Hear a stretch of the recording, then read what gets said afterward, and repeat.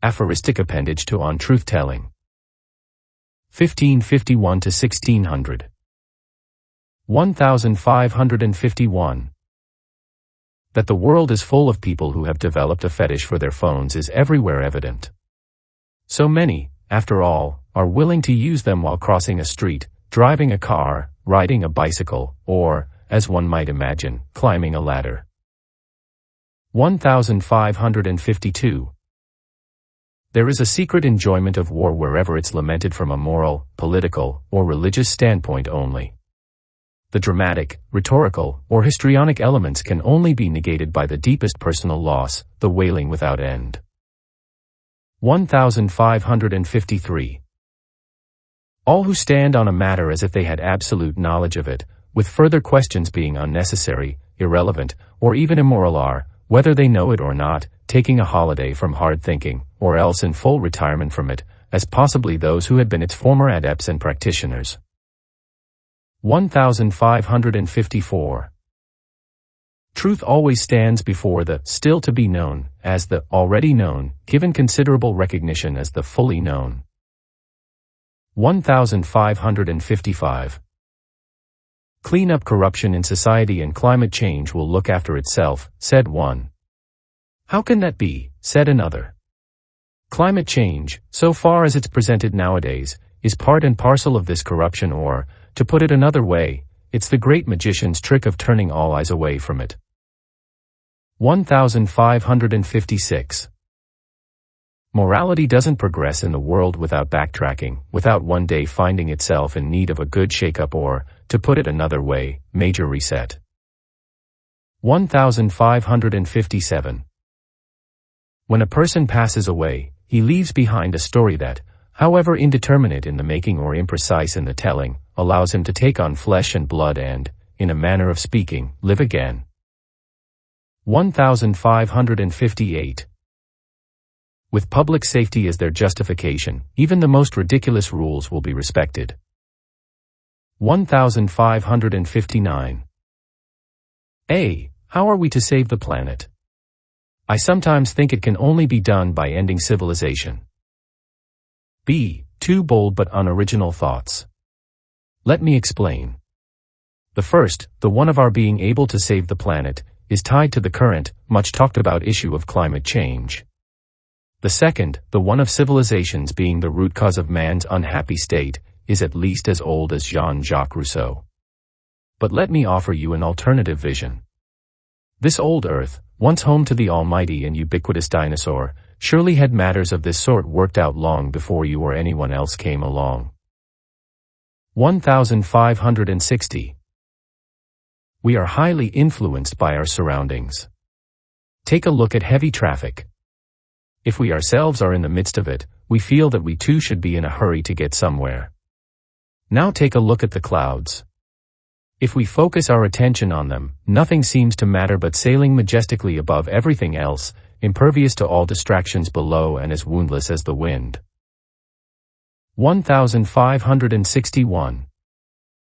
Perhaps the only way to get through life without wrongdoing is to be fortunate enough, but, of course, this can only be said from the standpoint of the strictest morality, to have it cut short. 1562. Uncertainty to the point of stress and anxiety, and predictability to the point of boredom and depression are the Scylla and Charybdis of many a life. 1563. Throughout history, humanity has been haunted by the thought of what may or may not be after death, usually conceived as either the mystical union with all being or the spiritual regroupment and transformation of earthly riches and relationships. In both cases, it's the countervailing vision of the one that has us safely installed on earth with no bitter, or better, end in sight. 1564.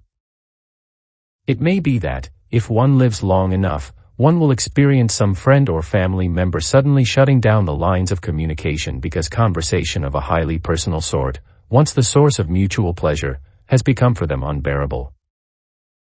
1565. As far as the marketplace is concerned, being worried about one's health should only arise when costly treatments or interventions are required, or available as suggestive options. 1566. Every moment can mean the difference between life and death, but most pass and are forgotten because we never quite believe this. 1567.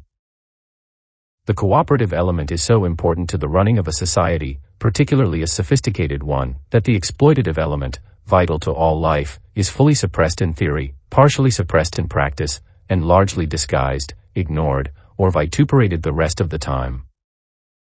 1568. It is so much the nature of arguments to aim for certainty that falsification is their foundation. 1569. Our complaints about not living in a better world are, even from the point of view of blaming ourselves, an immense presumption. 1570. Eliminating the competitive aspect of argument is the aphorisms quasi-argument. 1571. The aphorism as quasi-argument avoids confrontation and so, to say it crudely and even vindicatively, chickens out. Its only redemption is, as quasi-argument, sticking it to itself. 1572. Insofar as the good changes and contradicts earlier positions, the truth is forced to follow it or else find its own way. 1573. Other people's problems go a long way in making us forget our own. 1574. Youth is a mixture of stupidity and wide openness to adventure, but if the latter isn't there, having a good time will do. 1575. For entertainment value alone, political stupidity can be a cheap or costly affair. It all depends on where you're sitting. 1576. At the very worst, politics and the media constitute a double layer of lying. 1577. No matter what the good is, if driven to an extreme, it will turn evil. Indeed, its very nature is to be exploited, ensuring a strange kinship and alliance between these opposites. 1578. Anyone who speaks with scholarly precision on a matter is king of the moment and, with an attentive audience and weighty subject, seems to know all that is, has been, and will be. 1579. All the world's troubles are a distraction from my own, but, as the most personal and least public part of my life, this distraction finds its secret home where it does with practically everyone else, namely, in the call for justice. 1580. Because our judgment is so faulty and our situation so fickle, right choices are often made for us by those who are indifferent to our interests. 1581. All institutions have their functionality in a grand contradiction between upholding and subverting the same principles, that is, between emphasizing the necessary and sacred on the one hand, and the modifiable and expendable on the other. 1582. God is what we project of ourselves into the universe reflected back to us. 1583. Forget about the biological impossibility of living forever. What about the absurdity of being a product of not only one's own age but also successive ones?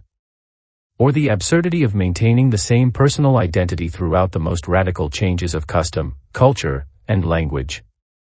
Or the absurdity of being a repository of knowledge and experience without end or, for that matter, a living encyclopedia perpetually updating itself? Or, finally, the absurdity of being a multitude of things without a connection to anything by being connected to all? 1584. Just as there is a lot of smartness in the world, so there is a lot of stupidity. In general, it's the new or the now that puts this on display, with technical brilliance mainly on one side and mediocrity on the other. Mediocrity, that is, as the willingness of the majority to cozy up to or give way to power even when it becomes monstrous, even when it turns them into a confederation of clowns, dupes, and know-it-alls. Despite all countervailing forces such as kindness and goodwill, a coalition between the highest and lowest in society is what leads to the human comedy taking a tragic turn, to the self-interested becoming self-destructive, and to the foolish and short-sighted extending themselves from the individual to the institutional and beyond. 1585. Every death is a little ripple in the lake, no sooner seen than gone, although there are some that make quite a splash. 1586. Dropping politeness to give way to our prejudices, which we can always call our principles, is a form of mental laziness we're all guilty of. 1587. Life is the dream we share with everyone else, so palpable and yet so fleeting we need fiction to account for it, repetition to believe in it, and surprises to keep up interest in it. 1588. Truth-telling is a habit that, like many others, can last a lifetime. So too the form it normally takes of emphasizing certain facts and ignoring others. 1589. Truth-telling is an unending project where ideality, despite numerous blows, forever reasserts itself. 1590. To navigate in this world, or at least some part of it, every living thing must itself be a world, functioning with or as the center of both to be at the top of its game. 1591. To think of all the past years when, to put on a good performance or make a good impression, we dance before the dead, that is, those no longer alive to applaud us. 1592. Technology makes a million things easier but does nothing to, but the rest sounds trite. 1593.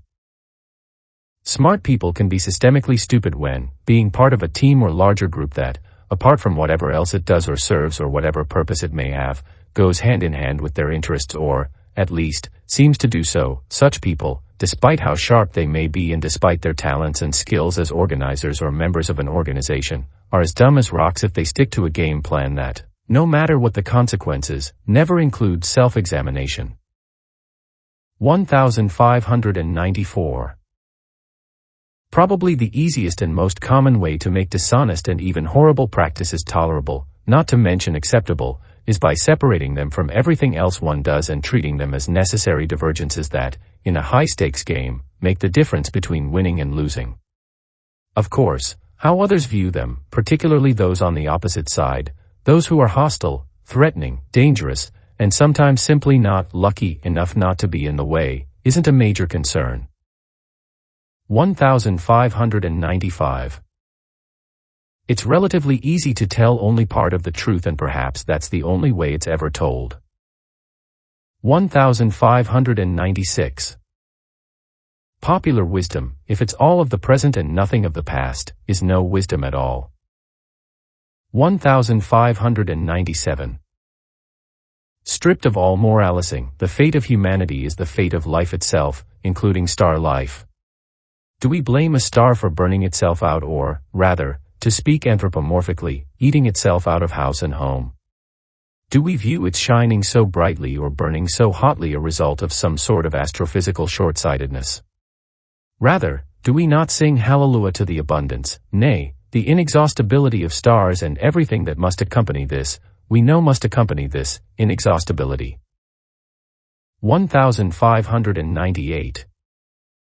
No matter what the good is, if driven to an extreme, it will turn evil. Indeed, its very nature is to be exploited, ensuring a strange kinship and alliance between these opposites. 1599.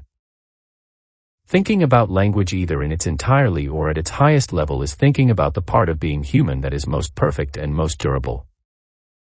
1600. A. To think of all the people who have lived their most intense moment as their last. B. People who've had fatal accidents, got murdered, suicided, and so on. Is that what you mean? A. No doubt. B. And the rest. A. Well, who knows, but if it all happens in the cortex, it could be everybody.